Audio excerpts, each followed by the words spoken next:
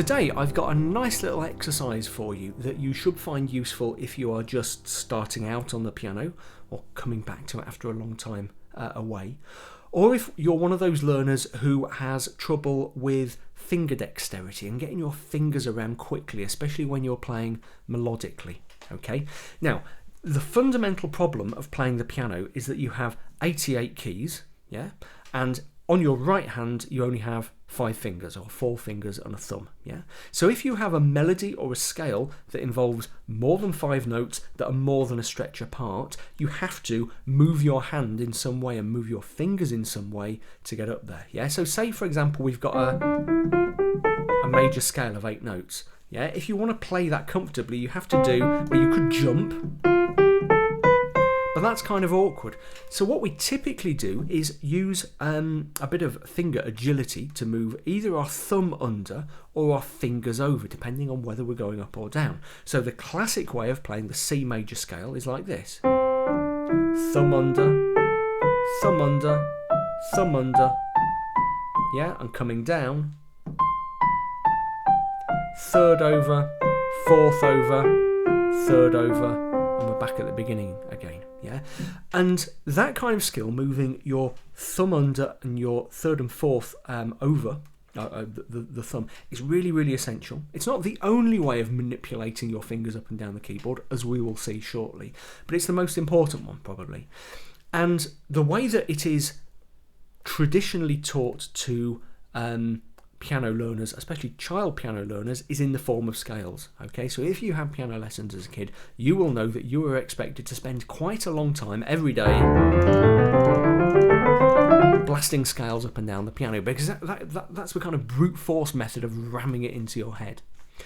Now, I'm aware that you guys often have much more limited practice time. Maybe you've got 20 minutes or half an hour a day, which is fine. The important thing is regularity. Yeah, better to do half an hour a day than, 4 hours once a week.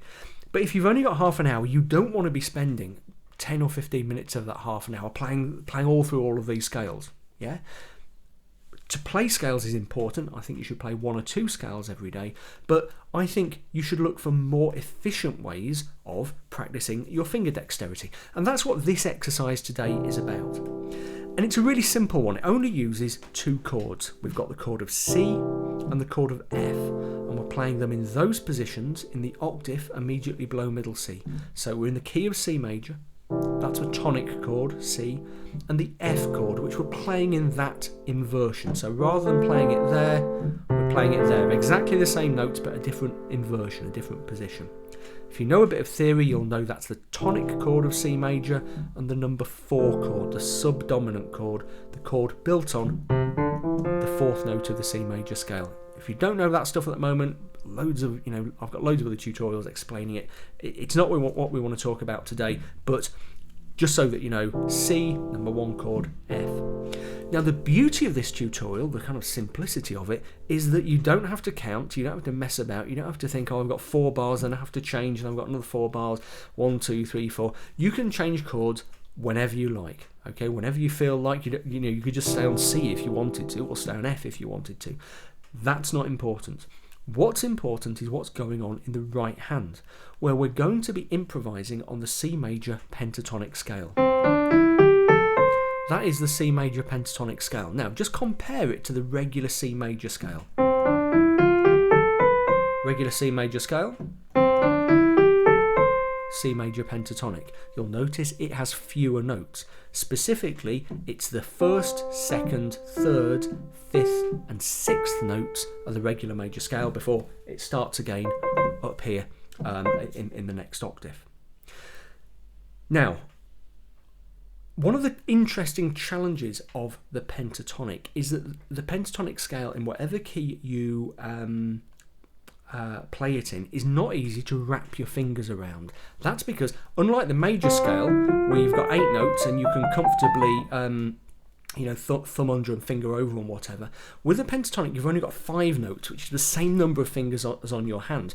And you will find that if you try to play it with a regular finger pattern, each time you hit C, suddenly you're on a different, you're on a different finger. So typically what most improvisers do when they're playing the pentatonic is mix and match the finger patterns around. You can actually find regular finger patterns for pentatonics, okay? I should say that. For example, if you just use your first 3 fingers, then you can play it perfectly regularly. But that's not good for what we're doing, because we want to exercise our 4th and 5th fingers as well. You can also work on finger patterns that cover multiple octaves. Yeah, but I don't want to dig into that now. What I want you to do is improvise your own fingering on the scale. Now, the actual exercise itself is very simple. All we're going to do is play these chords quite randomly in the left hand while improvising on the C major pentatonic scale in the right. Something a bit like this.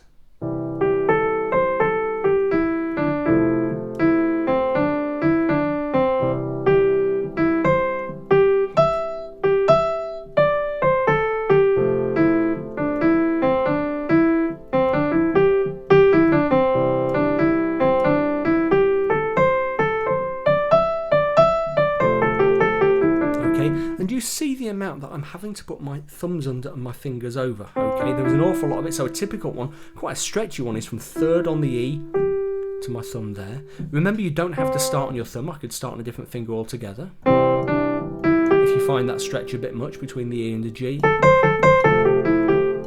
And we're using another way of moving our hand around, which is to squash our hand up, yeah?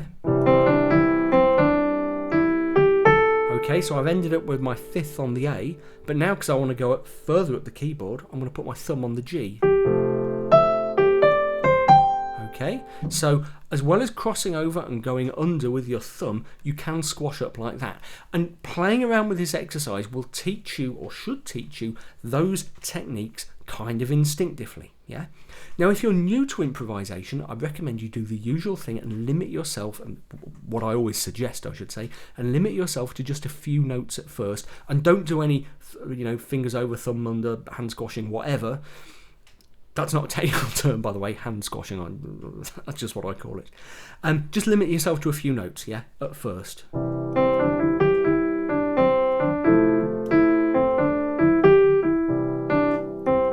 Maybe even just 3 notes.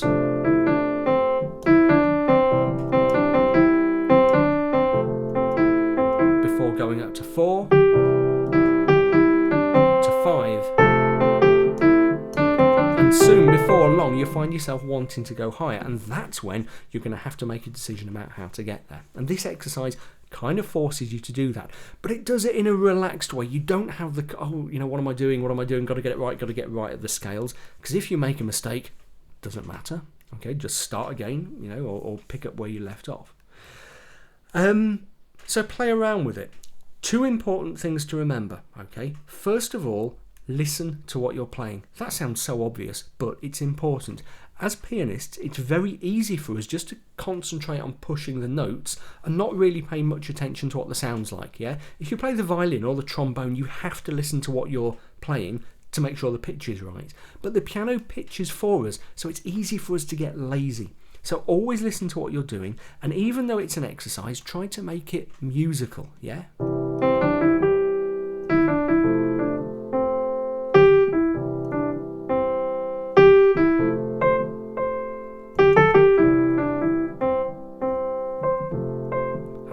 You can achieve an awful lot musically just with those 2 chords and a bit of pentatonic improvisation. That's because the pentatonic is, and I've talked about this before, but the pentatonic is kind of universal. Yeah, it's hardwired into everyone's brains, unlike the major scale, which is very much a Western scale. And if you're playing a chord progression in the key of C, providing it just uses chords that are natural to the key of C, then improvising over the pentatonic in the right hand is always kind of safe ground. It will always sound kind of okay, yeah? A few instances where it won't, but they're quite unusual. So the pentatonic is a really, really important one to learn if you are new to improvisation. I've got other tutorials on this. Do look back in my timeline if you're interested in more on the pentatonic.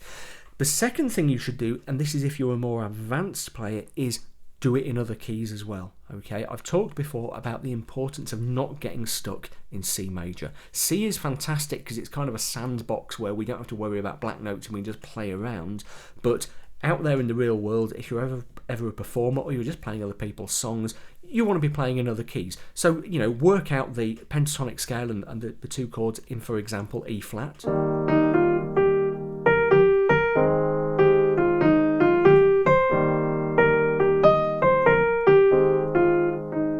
Okay, and play around with that. You will find, if you start doing that pentatonics in different keys suggest different patterns of improvisations and different sounds. Okay, so play around with that.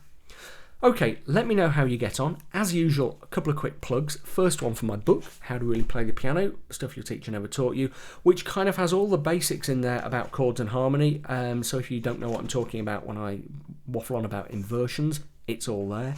It has a whole chapter on getting started with improvisation, which uses 12-bar blues and the blues scale as a way into improvisation, which I think is a really good way into improv.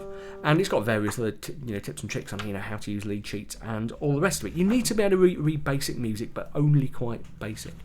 So, quick plug for that. Digital edition, ebook edition and print edition both available. Look at the top of the screen for the links.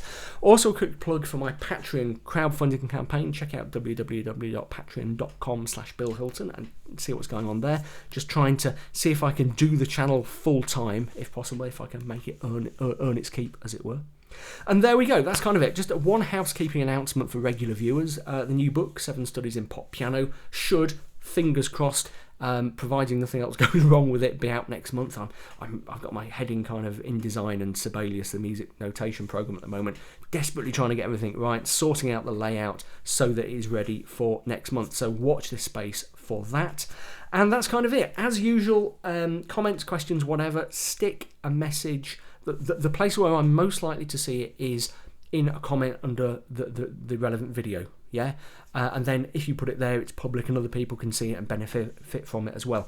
I try to catch up with my comments once or twice a week. It's a little bit slack at the moment because I'm working so hard on the book, but if you ask a question there, it will get answered. If I don't answer it, drop me an email or something and just say, hey Bill, I posted a question. What do you have to say to that? just in case I've missed it. I get a lot of messages. So there we go. I hope you have a great week, great weekend, and I will see you again soon.